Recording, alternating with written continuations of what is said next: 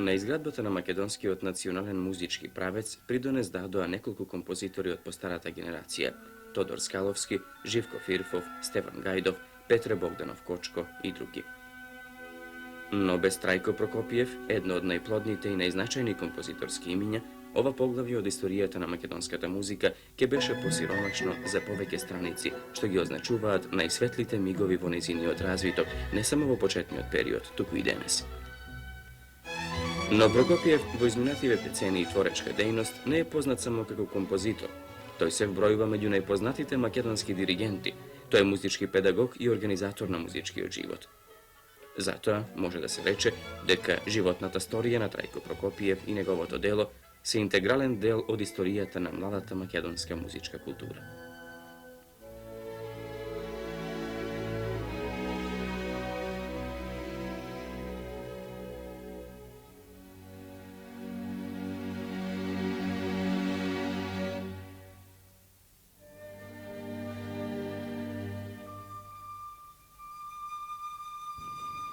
Уште како дете, на 6 години, првиот мој допир со музиката беше преку една мала флејта.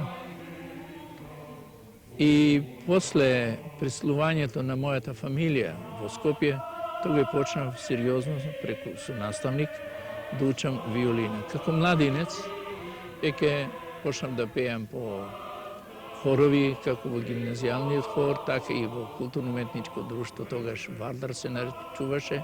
Може би учеството во тие хорови, во тие ансамбли, да ги наречам, допринесе да се конечно, веќе кога има 18-19 години, се определам да студирам музика.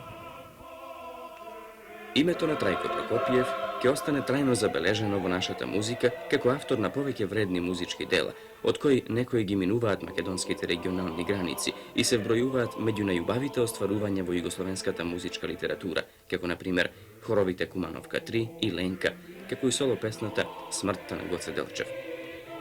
Еволуциониот пат го прикажува Прокопиев од обработувач на македонски народни песни, автор на хорска, камерна, симфониска, духовна и филмска музика, се до подрачјето на музичко-сценските дела, балетот и операта. Во обемниот творечки опус на Прокопиев, кој претежно се темели врз македонските фолклорни идиоми, мелодиката, како основен носител на експресијата и пораките, израснува од фолклорот, откривајќи ја блискоста на неговата музика со народната уметност. Тоа е музика од која зрачи духот и убавината на народниот мелос. Трајко Прокопиев беше исто така човекот кој како композитор во најпотребниот момент длабоко заора во запоставеното подрачје хорската продукција. Но да се подсетиме на некои биографски моменти. Трајко Прокопиев е роден на 6 ноември 1909 година во Куманово. Во 1915-та со семејството се преселува во Скопје, каде уште во детството пројавува интерес за музиката. Почна да свири на флејта и виолина. Неговата надареност брзо беше забележана, а пресудна улога, за да ја засака, да й се посвети на музиката, одигра Василије Ѓаконовски Шпато. Тој бесплатно го подучува виолина, а потоцна го вклучува во неговиот состав во првиот забавен оркестар во Македонија. Во 1929 година оди во Белград, каде дипломира на Белградската музичка школа. Истовремено, Прокопиев е член на Универзитетското камерно друштво Колегиум Музикум и војниот оркестар. Од тој период, поточно од 1934 година, потекнуваат и првите музички критики за Прокопиев како диригент и композитор. Истата година, по повод четвртиот концерт на Белградската музичка школа, музичкиот критичар Бранко Драгутиновиќ многу пофално се изразува за изведбата на првите композиции на Прокопиев. Повраќањето во Скопје, учителствувањето во средната музичка школа и гимназијата, а истовремено диригент е на повеќе пејачки друштва во Скопје и Куманово, во 1935 година Прокопиев стана член на првиот гудачки квартет, наречен Скопски квартет. И наместо да стане виолинист или пејач, тој стана диригент, композитор и организатор на музичкиот живот во Македонија.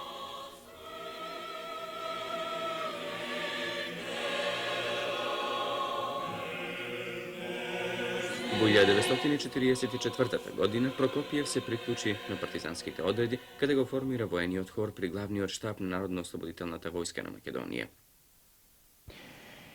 Иницијативата за формирање на војни одхор потикна од Агитпроп при главниот штаб на Народно-ослободителните војски на Македонија, кој во тоа време се наоѓаше во селото Горно Врановци.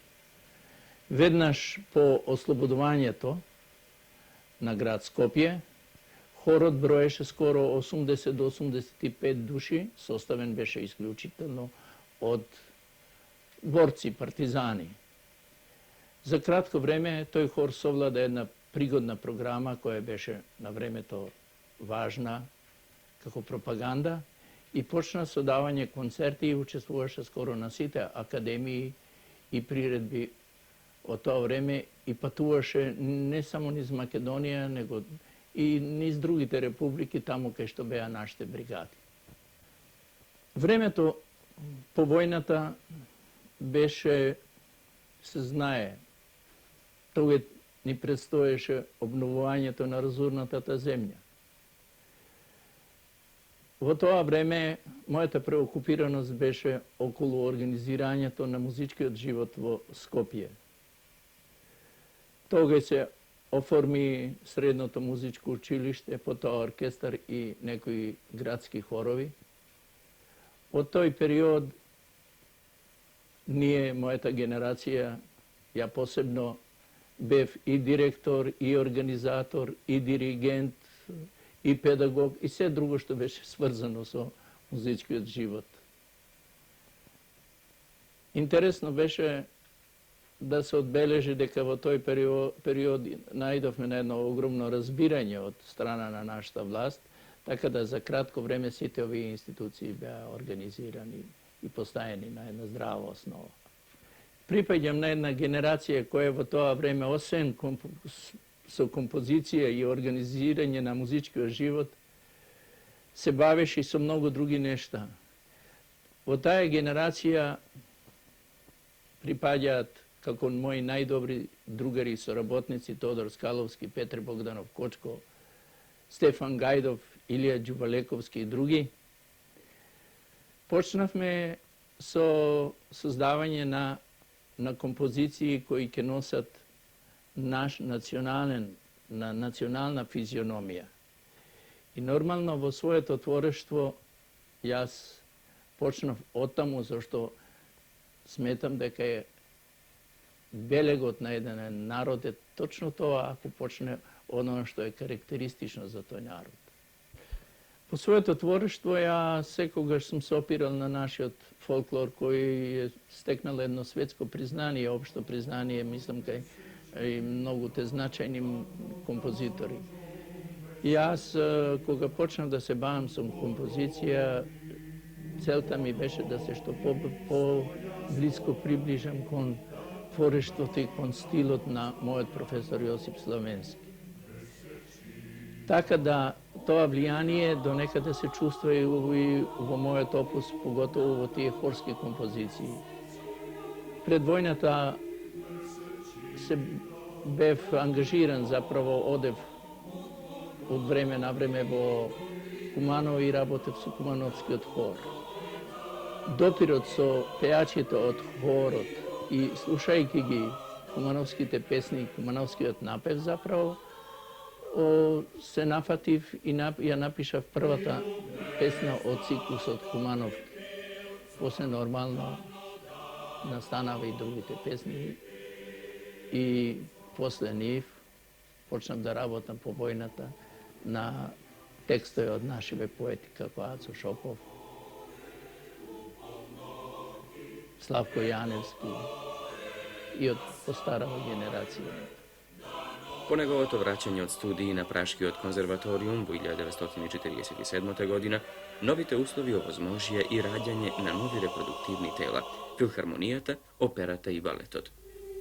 Тоа го преориентира Прокопиев од хорски во оркестарски диригент, поставувајќи на скопската сцена 20 опери и балети, Iako ovaj period beše isполнет со организаторска и репродуктивна дејност, што не дозволуваше континуирана композиторска активност, сепак Прокопиев наоѓаше време и успеа да напише неколку значајни дела: хоровите Роса, баладата за црната ноќ, Дена, а подоцна и Кумановка 5, Свадбарската, Свитата Единденка и други. Меѓу нив се одделува хорската балада Ленка, во која се евидентни претензиите на Прокопиев со музиката да ги открие вистинските димензии на трагедијата во поетското си жен Рацин, да ги регистрира сите треперења на гасрењето на еден живот во цветот на неговата младост. Трајко Прокопиев, како мајстор на вокалната лирика, чиј придонес во развитокот на македонската музичка култура го поистоветуваат со заслугите на Стеван Мокрањац во српската, остави дела со страници кои спаѓаат меѓу најубавите во македонската вокална, односно хорска акапела музика. Кога се вели ова, пред се мисли на неговиот хорски циклус Кумановки, што го сочинуваат 6 композиции за мешан хор, напишани во периодот од 1936 до 1958 година. Кумановките, кои првин беа наречени Жеглиговки по Жеглиговската област во Кумановско, од чиј фолклорен регион и потекнуваат користените изворни цитати, веќе ја најавуваат идејната насока на творечкиот зафат на Трајко Прокопиев, определување за фолклорот како скоро единствен извор на неговата творечка инспирација. Токму таква музика содржи циклусот Кумановки, низ чии страници провејуваат лирски љубовни ноти, печалбарски таговни мотиви, хуморот, архаичниот призвук на напевите, а најмногу робустниот рустикален звук, што укажува на стремежите на авторот да не излегува од рустикалната интонативна сфера.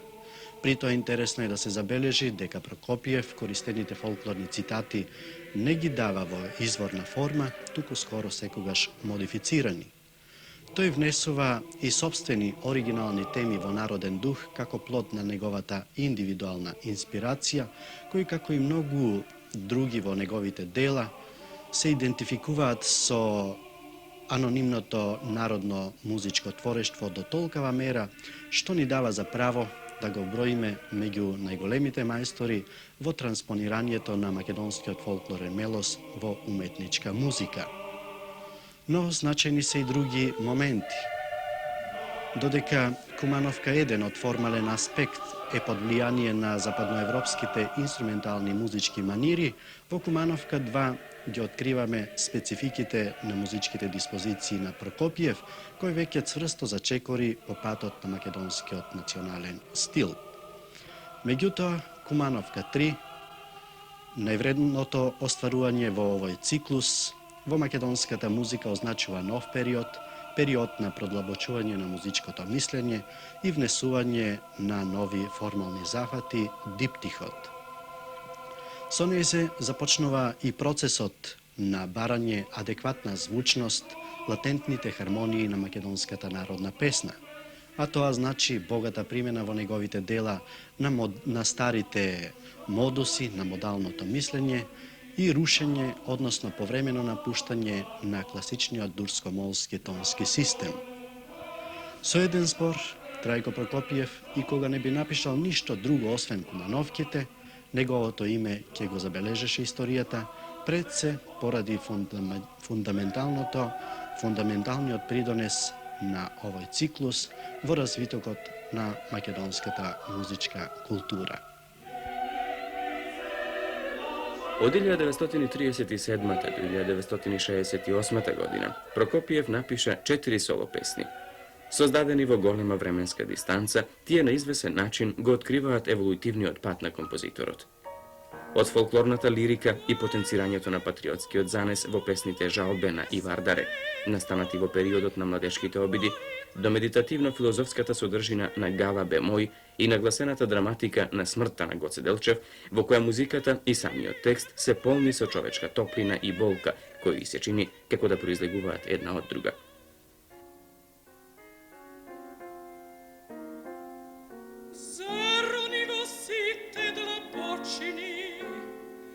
Nadletaj nad site visočini i daj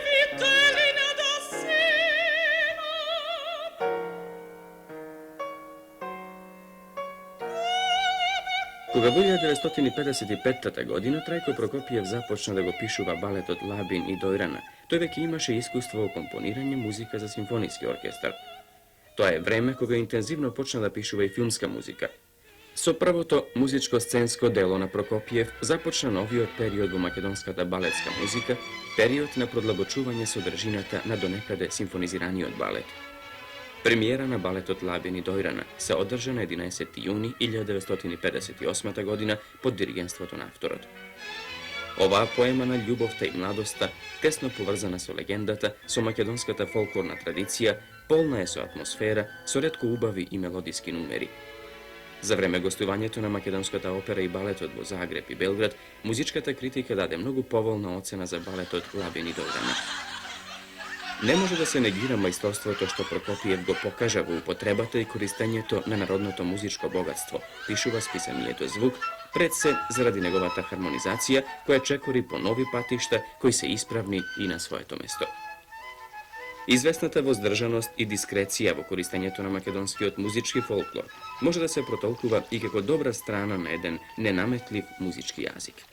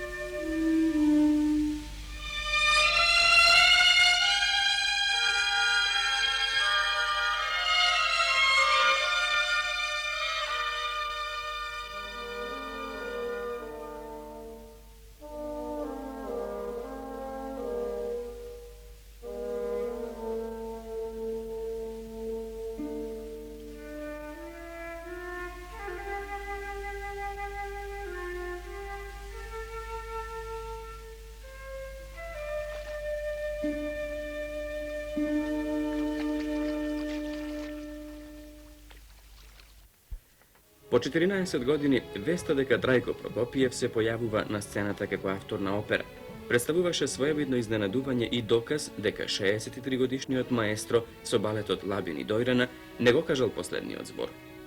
Драмата Печалбари од Антон Панов му послужи како основа за либретото на операта Разделба. Прокопиев оваа опера ја пишуваше речиси 16 години, а премиерата се одржа на 17 ноември 1971 година. Диригентството беше на авторот. Музикологот Драгослав Ортаков во рецензијата покрај другото пишува: тешко може да се верува дека некој од младите композитори би го обработил ова сиже на начин кој веќе самата традиција на печалбарството го сугерира. Многу фрагменти од операта делуваат емоционално силно и потресно.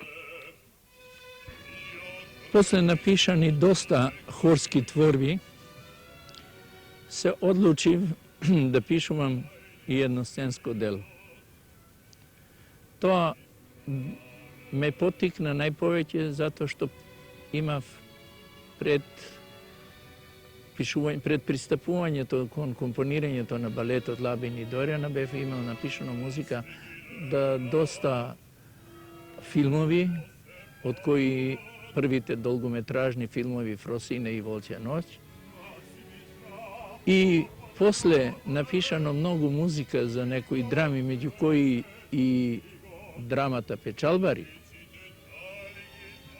се решив да пристапам кон реализирање на своето второ сценско дело. Првото е Лабин и Дојрана, кои се доста прилично долго одеше на репертоарот на Скопската опера, но за пишување на оперно дело треба првенствено да имам и добар либрето.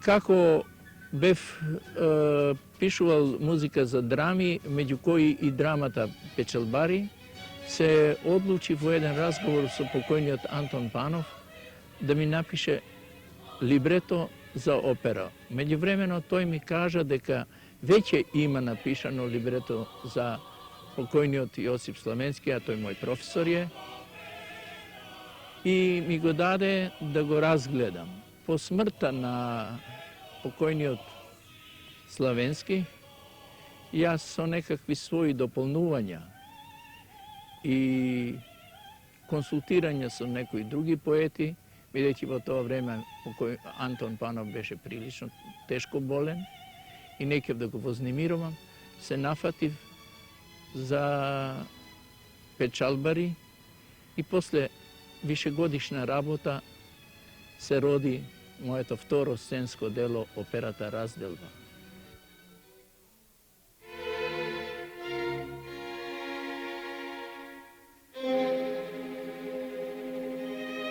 Ништо на страна да се стави, сестро мила, ни една скршена паричка. Нек ти е Костадин жив, ке спечали, по старост рад, ке бидеш.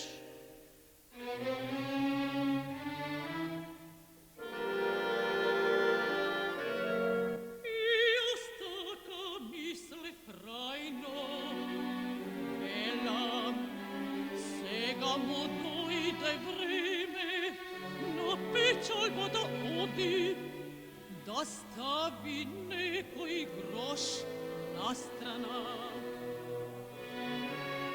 А тој нека ни да чуе,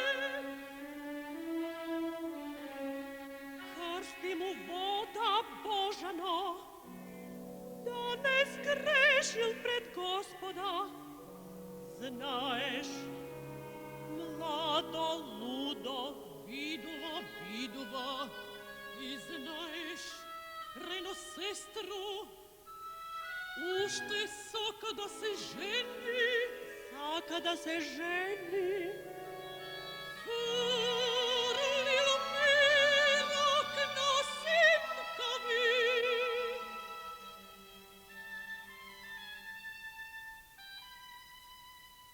Зато сум дојдена, еј, сестро сладка, тука се Јордан праша. Ете го кај иде.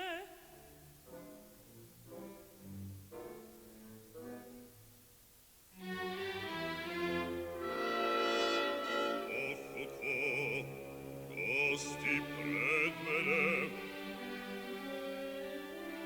добро ми дојде в том. Донеси рајно малку ракија, повели.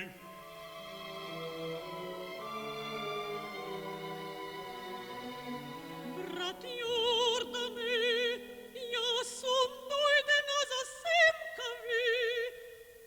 Ако биде среќа и ако си ти согласен, да ми ја дадеш за син ми Костадин.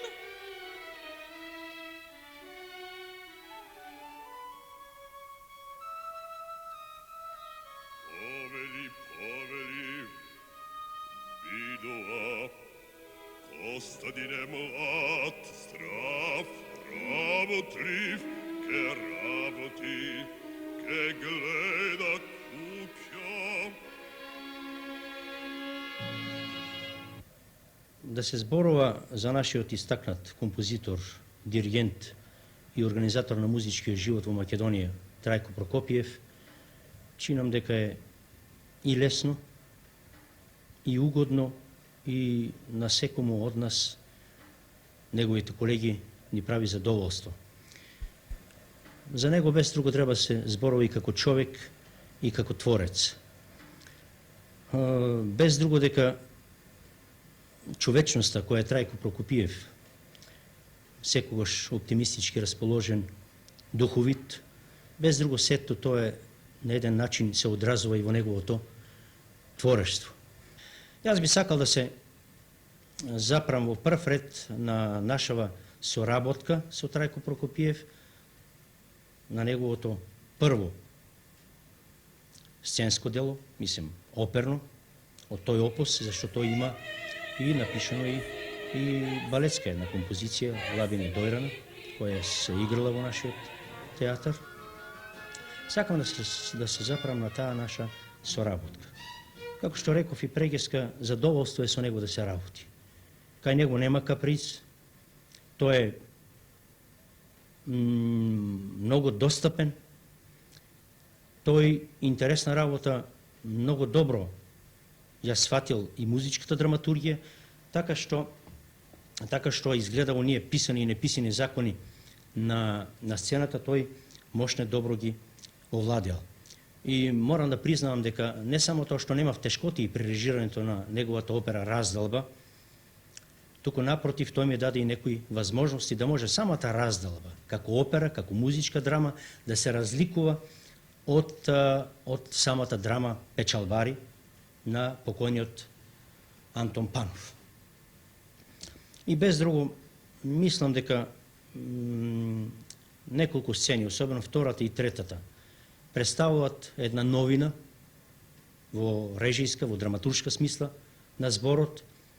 И јас лично морам да кажам, не знам за тоа што мисли самиот композитор Трајко Прокопиев, но морам да кажам дека сум мощно задоволен. Нешто што особено ме возбудува кај таа музика на Трајко Прокопиев, која целата е поврзана со некои наши обреди. Во прв ред, тоа е една низа од обреди, почнувајќи со сите оние што се вели, со сите оние адети за свадбата, па преко проштавањето до дочекувањето на самите печалбари. Никогаш во мене не може да угасне она творечка возбуденост од петата слика на разделбата, кога се пее "Дигни глава, симќе мори". Нема срце, а нарочно македонско, а чинам дека не само македонско, туку и некое друго, кое е надвор од нашата националност, нема да го подигне таа мелодија, која е така складно вкомпонирана во неговата пета слика. Трајко Прокопиев е човек кој пишува од срце и чие негово творештво длабоко продира во срцата на луѓето. Трајко Прокопиев е добитник на повеќе награди и признанија за врвни остварувања во подрачјето на музичката продукција и репродукција. Сепак, најзначајна е наградата 11. октомври за животно дело, доделена во 1967 година. По тој повод, во својата рецензија, Владо Чучков пишува: Меѓу неколкумината музичари, основоположници на денешната македонска музичка сегашност, за името на Трајко Прокопиев се врзани низа први фундаментални придонеси на нашето музичко минато, врз чии несомнени уметнички вредности и пораки се темели нашата денешна музичка мисла и продукција. Творечката и репродуктивната дејност на Трајко Прокопиев не стивнува. Стариот маестро, иако пензионер, се уште диригира на скопската оперска сцена, а во тек се подготовките за поставување на неговата најнова опера Кузман Капидан.